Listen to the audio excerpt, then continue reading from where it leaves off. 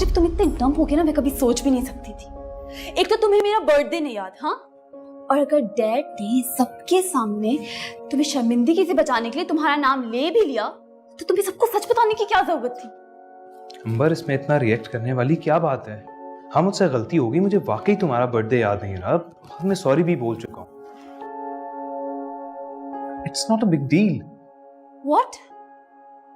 It's not a big deal. Really? शादी के बाद ये मेरी पहली बर्थडे थी जो मेरे हस्बैंड को ही नहीं याद, और वो कह रहा है it's not a big deal. क्या बात है? अंबर, मियाँ बीवी का रिश्ता सिर्फ बर्थडेज याद रखने की हद तक नहीं होता। प्लीज बच्चों की तरह रिएक्ट मत करो। बात इतनी बड़ी नहीं है जितना तुम रिएक्ट कर रही हो। बात बड़ी है आरिफ, मेरे लिए बड़ी है। इससे पता लगता है कि how important I am for you. अगर मैं तुम्हारे लिए अहम होती तो तुम्हें जरूर याद हो। इस बात पे ना सिर्फ मैं बल्कि डैड भी तुमसे बहुत नाराज है। पूरा स्टाफ अंदर बैठ के गॉसिप कर रहा हूं। कम ऑन अंबर, तुम क्यों लोगों की इतनी परवाह कर रही हो? क्यों ना करूं? तुमने सबके सामने ना सिर्फ मुझे बल्कि डैड को भी एम्बैरेस किया है। अब कैसे फेस करोगे उन्हें? हाँ, क्या हो गया अंबर? ये इतना बड़ा इशू तो नहीं है। हम ऑफिस काम करने के लिए आते हैं, ना कि पार्टीज करने। Let me do my work. Excuse me.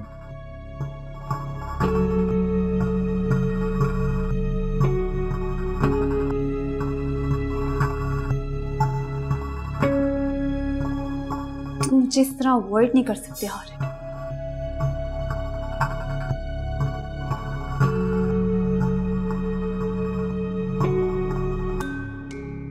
Sir, presentation ready है। 11 बज गए। Shall I call the meeting? No. I'm not in a mood of attending any meeting. But sir, आज की मीटिंग बहुत इंपॉर्टेंट है और उसके बाद प्रोजेक्ट। मेरे लिए मेरी बेटी से बढ़कर कोई मैटर इंपॉर्टेंट नहीं। और जिस तरह तुमने उसे अपसेट और मुझे एम्बैरेस किया है ना, वो भी सारे ऑफिस के सामने। Right now I don't want to see your face. You may leave please. Sir, I apologize for forgetting her birthday, but I was honest about it. नहीं चाहिए हमें तुम्हारी ऐसी होनेस्टी जो हमें सबके सामने जलील कर दे। ये तुम्हारी पहली और आखिरी गलती थी और आइंदा ऐसा नहीं होना चाहिए। I'm telling you, you may leave now.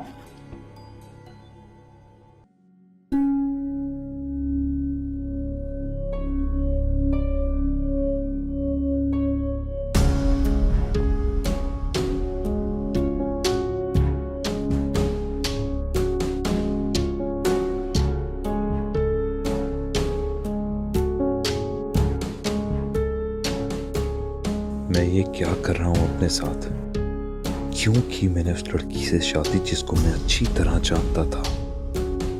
क्या माजी से छुटकारा पाने के लिए? क्यों मैं कुछ नहीं कह सका जब मेरी बेइज्जती हो रही थी? क्या मैं भी अपने बाप और भाई की तरह मजबूर हो चुका हूँ? ये मैं तो नहीं, मैं तो ऐसा नहीं था। मुझे क्या होता जा रहा है? मैं क्यों गुलाम बनता जा रहा हूं? क्यों मेरी जिंदगी में हर चीज ठीक होते होते बिगड़ जाती है? Oh God, please help me.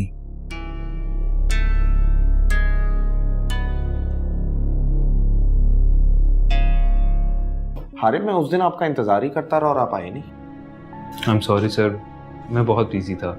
मेरे जहन से निकल गया था कि मैंने आपसे मिलना है। कोई बात नहीं, आप मुझे खुलकर अपनी प्रॉब्लम के बारे में बताएं। सर, मुझसे वादा करें कि ये बातें आपकी और मेरे दरमियान ही रहेंगी। आपको ये बात कहने की ज़रूरत नहीं है, ये हमारे प्रोफेशन का पहला असूल है। अब बताइए। सर, मैं एक अजीब मोड़ पर आ खड़ा हुआ हूँ। जिंदगी में एक के बाद एक गलत फैसले हो रहे हैं। सर, कुछ समझ नहीं आ रहा। मेरे पास सब कुछ होने के बावजूद ना सुकून है ना खुशी। सर, मैं वैसा होना चाहता हूँ जैसे मैं पहले। तो पहले आप कैसे थे? सर, पहले मैं बहुत खुश, लापरवाह, निडर, स्ट्रेट फॉरवर्ड, हसास और जिंदगी को भरपूर एंजॉय करने वाला। हमेशा बड़ों की रिस्पेक्ट की और कभी सच बोलने से नहीं घबराया। सर, पढ़ाई के साथ स्पोर्ट्स में भी इन रहा। अगर अब ऐसे लगता है शायद जिंदगी का कोई मकसद ही नहीं। और इस 1-1.5 साल का कोई ऐसा वाकया जो इस कैफियत की वजह हो? जी सर, 2 बड़े वाकयात। वो क्या?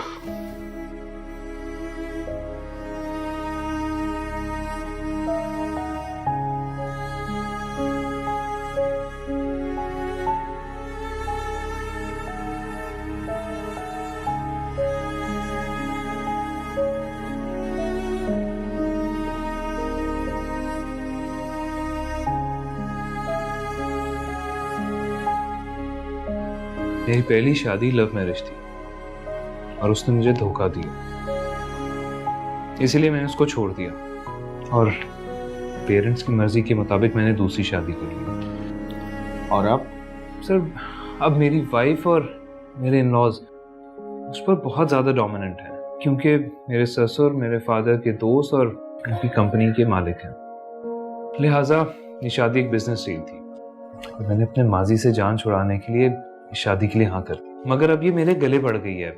ऑफिस से घर तक यस मैन बनना पड़ता है, जो कि मैं नहीं हूँ। I want to be myself. और पिछले रिलेशनशिप को खत्म करने का कोई रिग्रेट? जी नहीं। आरिफ, आपकी आंखें आपकी बात का साथ नहीं दे रही। आप कहते हो तो मान लेते हैं। आपने अपनी पहली वाइफ को डिवोर्स दे दी है? नहीं। वजह? She was pregnant. और अब आपने क्या सोचा है? यही कि अब मैं उसे तलाक नहीं दूंगा, इसी तरह तड़पाऊंगा। आरिफ, आपकी बातों से पता चलता है कि आपने दूसरी शादी दिल से नहीं बल्कि टेम्पररी स्केप की वजह से की है, और लाशऊर में आप अभी तक अपने माजी में नहीं हैं। Temporary escape? जी, टेम्पररी स्केप यानी वक्ती फरार, जिसको हम लोग अक्सर अपने मसाइल का हल समझते हैं, जबकि ऐसा करके हम एक मसले से निकलकर दूसरे बड़े मसले में फंस जाते हैं। आपकी बेचैनी और बेसुकूनी की एक वजह यह भी हो सकती है कि कहीं माजी में आपके हाथों किसी के साथ कोई ज्यादती हुई हो, अनजाने में, जानबूझकर नहीं। इंसान की एक ये आदत भी होती है कि वो जिंदगी को अपने पॉइंट ऑफ व्यू से देखता है, दूसरे की जगह रख कर नहीं। जी। वेल, हो सकता है मेरा अंदाज़ा गलत हो, लेकिन आपको इस बारे में सोचना चाहिए कि एक मसले से निकलने के लिए आपने दूसरा फैसला लेने में कहीं जल्दबाजी तो नहीं कर दी। अब आपके सामने 2 रास्ते हैं, या तो पहले की तरह बी योर सेल्फ और जो चीज़ पसंद नहीं है उसको क्विट कर दें, या फिर अपनी इस नई ज़िंदगी के साथ कॉम्प्रोमाइज़ करें और माजी को मुकम्मल तौर पर भूल जाएं। आपके लिए आसान ऑप्शन कौन सी है?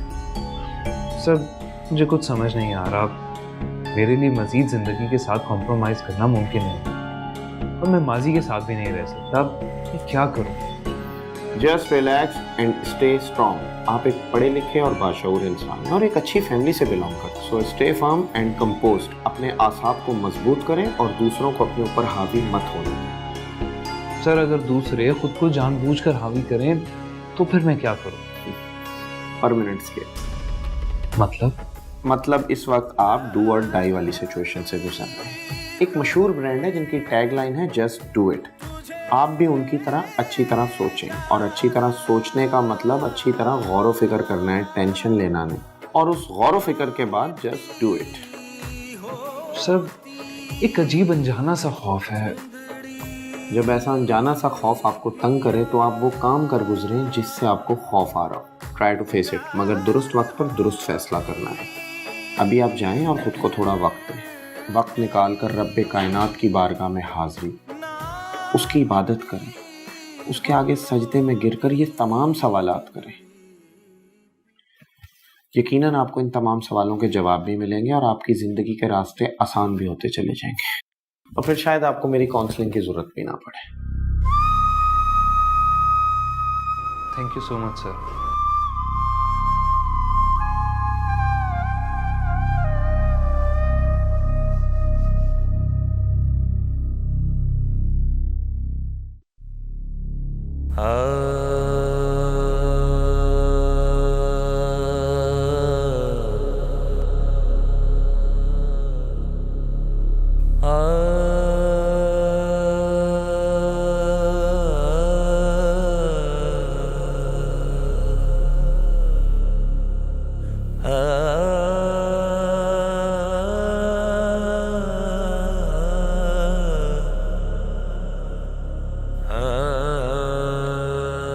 ऐ मेरे रब, मेरे लिए आसानी पैदा कर और मुझे माफ कर दे। मैं तेरा गुनाहगार बंदा जिंदगी की दौड़ में खोकर तेरी तरफ रुख भी ना किया। आज तुझ पर मुकम्मल तवक्कुल और यकीन के साथ दुआ मांगता हूँ, मुझे इस मुश्किल से निकाल दे, मेरे अंदर की बेचैनी को ख़त्म कर दे। अगर मेरी जिंदगी और ये ताल्लुक मेरे अपने बेहतर नहीं तो तू इसका हल निकाल। तू मेरे लिए फैसला करना आसान कर दे, और अगर ये मेरे हक में बेहतर है तो हम दोनों मियाँ बीवी के दरमियान मोहब्बत और उल्फत पैदा कर दे। फांसी की तरफ वापस जाना नहीं चाहता।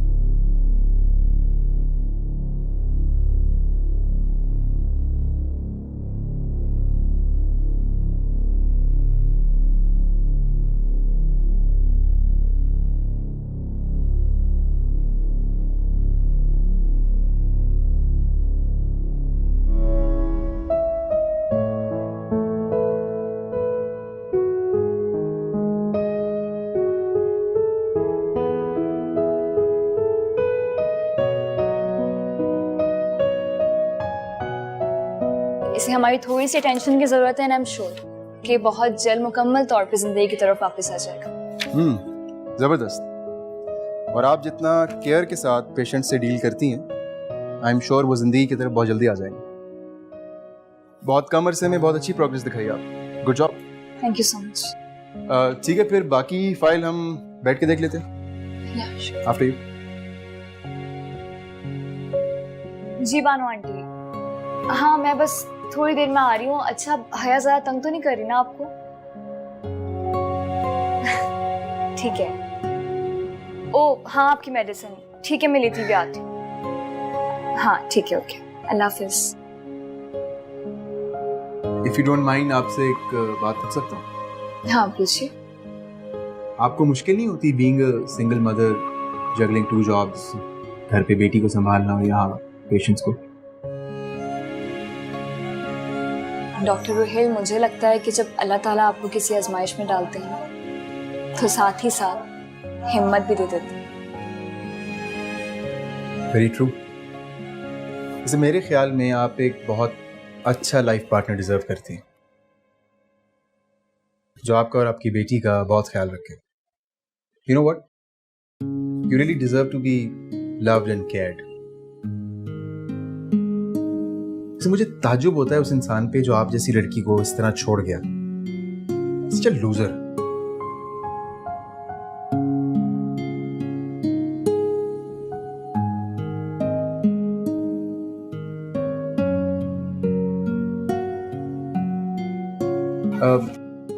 Listen, I'm extremely sorry। मेरा मतलब आपको हर्ट करना नहीं था, मैंने बस नहीं, डोंट बी सॉरी, वो बस ऐसे ही। ईमाना, आप एक बहुत बहादुर लड़की हैं और ऐसी बाहिम्मत ख़वातीन को मैं बहुत अप्रिशिएट करता हूँ। Thank you. वैसे I know it's a bit personal, लेकिन आप दोबारा शादी क्यों नहीं कर लेती?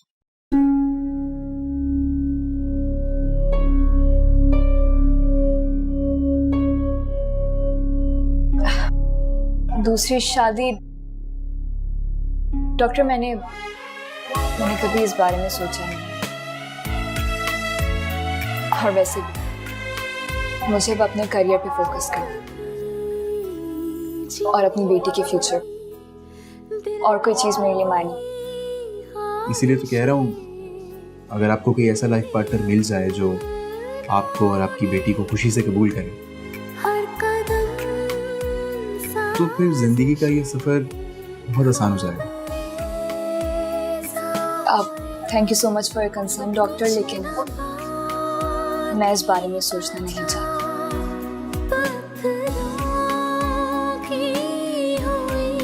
एनीवेज, आई थिंक अब मुझे चलना चाहिए। अल्लाह हाफिज़। अल्लाह हाफिज़।